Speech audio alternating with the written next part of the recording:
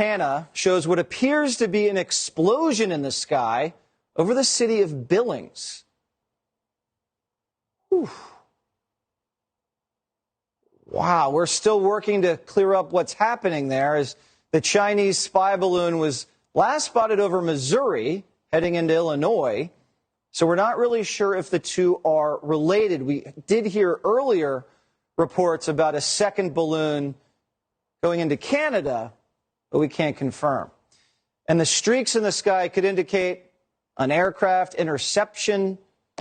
We just don't know at this point, and this comes as the Department of Defense confirms that yet another Chinese spy balloon is passing through Latin America. I remember the Monroe Doctrine said that any incursion of a foreign power into the Western Hemisphere was going to be met swiftly and strongly.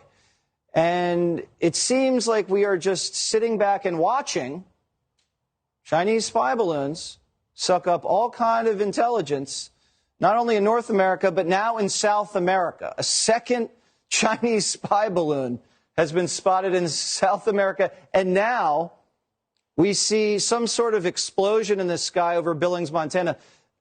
Could be an accident. We don't know if it even is related to the Chinese spy balloon that was spotted in the exact same area just last night. It could have been some sort of interception, some commercial aircraft. As we remember yesterday, they grounded all commercial aircraft in the entire area while the spy balloon was up. Let's bring in senior national correspondent Kevin Cork. Kevin, this has gotten a little weird at this point. A second balloon and now an explosion. Your reaction? Well, a couple of things I think are happening here. The first, listen, I'll be honest with you, as I always am. I don't think this is it. I think we're going to find that there are a lot more of these actually in the atmosphere. And the reason I can make that speculation is simply because if you've gotten away with it previously, and we've already heard some DOD officials suggest this is not the first off for them. They've seen this sort of thing happen before. Usually it's a quick incursion and back out. I would be willing to bet you that this is probably not the only one in Latin America, not the only one here, but they may be all over Asia proper. The other thing I think that we should keep in mind is regardless of what happens to the specifics, we're talking about whether this balloon comes down, another one shows up, understand that we have an obligation. Our military, and most of all this White House, has an obligation to protect this country and its interests. Let's figure out how to get that thing down and study it quickly. It's penetrated our airspace.